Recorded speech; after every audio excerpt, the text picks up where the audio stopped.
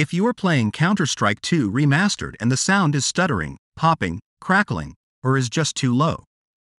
This could be happening because your audio drivers are damaged, outdated, or incompatible, so this can lead to audio glitches, distortions, or no sound at all in Counter-Strike 2. So follow with the instructions of this video to learn how to fix your audio and sound problems in Counter-Strike 2 in Windows 11 and Windows 10. First, disable any spatial audio apps like Windows Sonic or Dolby Atmos.